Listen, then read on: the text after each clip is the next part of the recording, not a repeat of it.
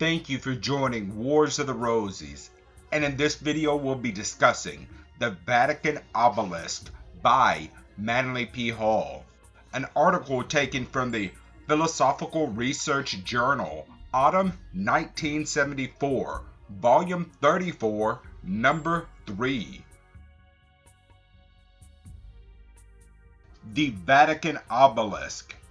In 1882, Henry H. Gorringe published a work entitled Egyptian Obelisk.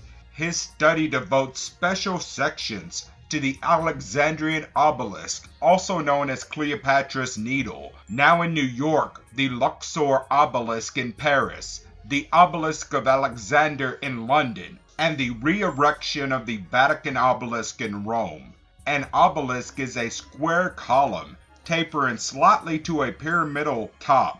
Apparently, the summits of obelisks were originally covered with electrum, and some, at least, had a finial of a globe ball. It is supposed that in the beginning, these stone columns were memorials erected near the entrance of tombs, but as time passed, the inscriptions on them commemorated important events in the lives of rulers, and some general historical information. They were of various heights, and the one in the Square of St. Peter measures 83 feet with its base.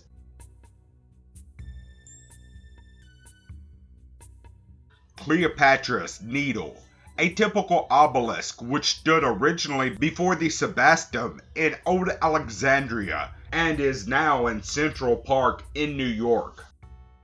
While much has been made of the problems involved in the transportation of these monoliths from their original sites in Egypt to various European countries, it is remarkable that the Vatican Obelisk was transported to Rome in the 1st century of the Christian era by the Emperor Caligula. It stood for 15 centuries in the Circus of Caligula, later known as the Circus of Nero. As early as the reign of Nicholas V, various popes had contemplated the removal of the obelisk from its dilapidated environment and the re-erection of it in a more prominent location.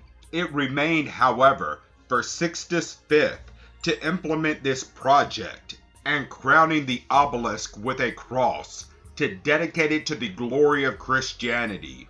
A commission was approved which met on August 24th, 1585, and after considerable discussion, extending over approximately 1 month, the task of moving the monument to its present site was assigned to Dominicus Fontana, an architect born at Milia, on the border of Lake Como. This is an interesting detail. After the decline of the pagan Roman Empire, the Vitruvian artifices moved to an island in Lake Como, where they perpetuated the esoteric arts of building and ornamenting prominent buildings. Fontana may have belonged to this secret order, or at least had access to the great canon which determined the properties of all structures according to their purposes. Fontana determined, by careful calculation, that the Caligula obelisk weighed 326 English tons. His experiments and researches revealed great skill and insight. The site on which the obelisk was to be re-erected was excavated to receive the base and foundation of the great column. A number of commemorative medals were struck for the occasion, and a number of these were deposited under the base of the obelisk. They had very little to do with the actual labor of the monument. Among the symbols on the medals were a man sleeping under a tree, 3 mountains, one surmounted by a cornucopia, a kneeling figure of St. Francis, and one containing the effigy of Pope Sixtus V. On April 28, 1586, Fontana received the papal benediction, and 2 masses were held to implore the assistance of the Holy Spirit.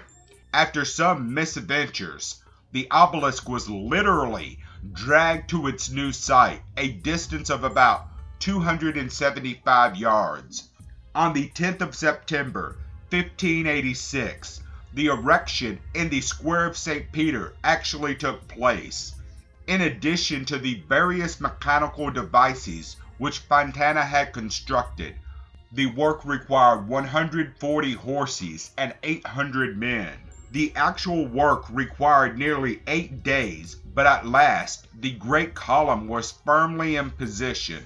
Mr. Gorange adds to his formal description what he calls a very pretty little anecdote. He assures us from the beginning that he considers the story apocryphal and provides several reasons for his doubts. It seems that rising the obelisk to a vertical position at its new location, a vast assemblage of citizens had gathered. The Pope himself, with his entourage, was present, and a general atmosphere prevailed. When the monument had been raised part way, it appeared that something had gone wrong. The ropes were stretching and there was danger that they would break under the strain. The Pope ordered complete silence, lest the commotion among the onlookers would further complicate the undertaking. At the critical moment, a sailor named Brista disregarded the papal command, even though it might cost him his life, and shouted, which translated in English was, "Wet the ropes." The suggestion was immediately acted upon with final success. The story has a happy ending. The Pope pardoned Brescia for violating his command and conferred upon him and all his posterity the privilege of supplying St. Peter with palm leaves on Palm Sunday as an acknowledgement of his services in saving the obelisk. Thank you for watching, and please don't forget to share, like, subscribe, and comment. And please consider donating to Wars of the Rosies. Links to PayPal and Patreon are in the description. Thank you so very much.